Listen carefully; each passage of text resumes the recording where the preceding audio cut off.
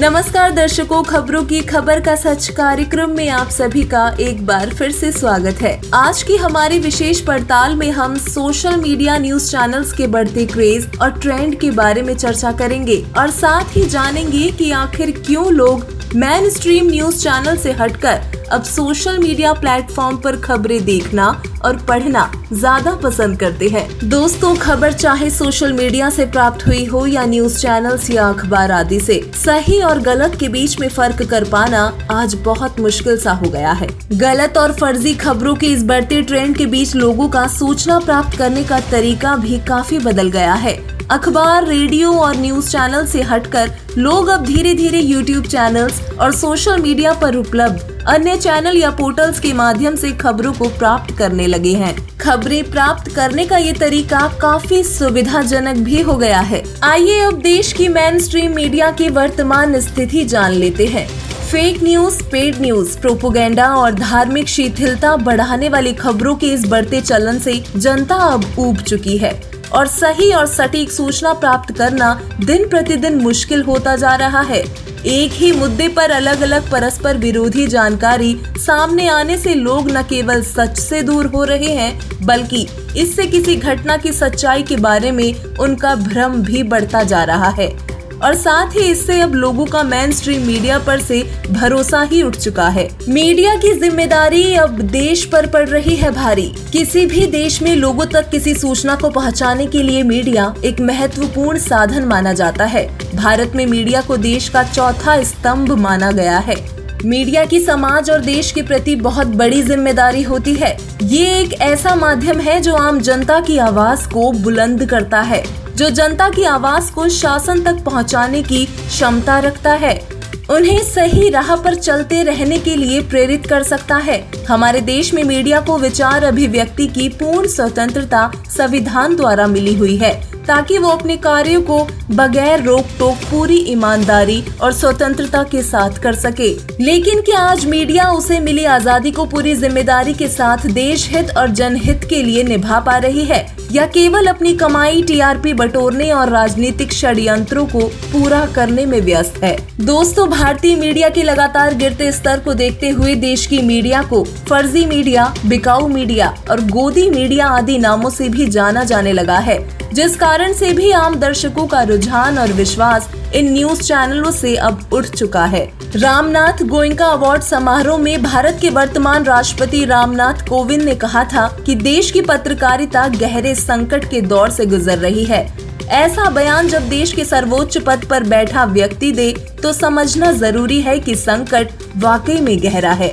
गोदी मीडिया का सीधा अर्थ बिकाऊ और अस्वतंत्र मीडिया से है, जो सरकार के निर्देशों पर चलती है, जो सरकार की नाकामियों को छिपाने का कार्य करती है, जो सरकार के गलत कामों का खुलकर विरोध न करके उसे सही ठहराने का काम कर रही है और देश के नागरिकों को सही मुद्दों से भटका रही है, जिससे समाज और देश दोनों का नुकसान हो रहा है। फर्जी मीडिया ईमानदारी से पत्रकारिता का अभ्यास करने की बजाय झूठी खबरें और सरकार की वाहवाही वाली खबरें टेलीविजन पर दिखाते और छापते हैं और सरकार की नाकामियों वाली खबरों को नहीं दिखाते, जिसके चलते भारत में पिछले कुछ सालों में गलत सूचनाओं के जरिए एक सूचना विहीन समाज का निर्माण हुआ है। आइए जानते हैं कि YouTube न्यूज चैनल और सोशल मीडिया क्यों बन गए हैं जनता की पसंद। मेन स्ट्रीम खबरों की सच्चाई के अभाव में, अभिव्यक्ति की स्वतंत्रता की गुमशुदगी में, सही और सटीक खबरों के गायब होने से सूचनाओं को प्राप्त करने के लिए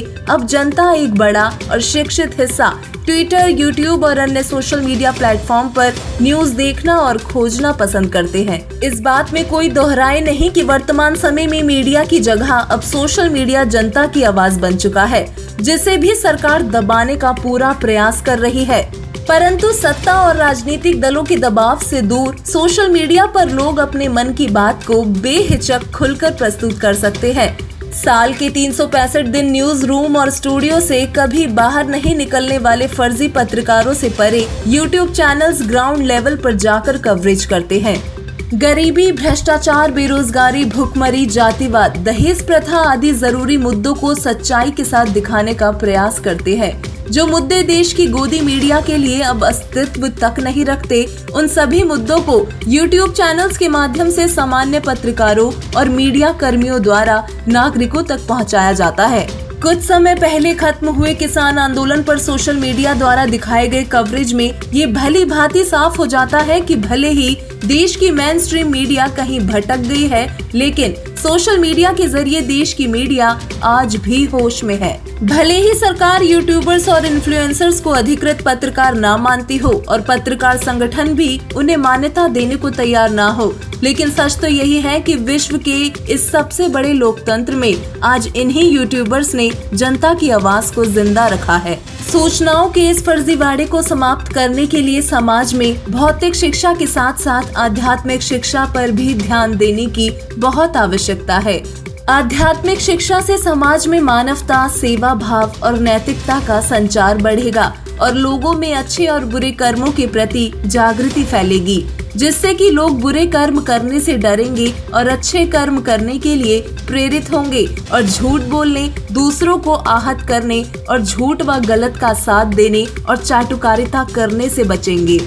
यदि आध्यात्मिक शिक्षा के विषयों को पाठ्यक्रमों में मुख्य रूप से शामिल कर दिया जाए तो बचपन से ही मानव में अच्छे विचार और शिष्टाचार का संग्रह किया जा सकता है, जिससे देश का भविष्य माने जाने वाली देश की युवा पीढ़ी के हाथ में जब देश की बागडोर आएगी, तब वो समाज सेवा और मानव कल्याण के कार्यों को करने के लिए तत्परता के साथ तैयार रहेंगे तथा उनमें मानवीय गुणों का भंडार रहेगा। वर्तमान समय में पूरे विश्व में केवल जगत गुरु तत्वदर्शी संत रामपाल जी महाराज जी ही सभी धर्मों के पवित्र सदग्रंथों के आधार पर ऐसी आध्यात्मिक शिक्षा दे रहे हैं जिससे समाज से चोरी, जारी, मिलावटखोरी, रिश्वतखोरी, धोखाधड़ी, धार्मिक दंगे, जातिवाद, भ्रष्टाचार, नशाखोरी, दहेज प्रथा, राजनीतिक षड्यंत्र, जमाखोरी आदि जैसी बुराइयां समाप्त हो रही हैं। संत रामपाल जी महाराज जी द्वारा दी गई अद्वितीय आध्यात्मिक शिक्षा से ही देश दुनिया के पत्रकारों को नैतिकता का सही पाठ पढ़ाया जा सकता है,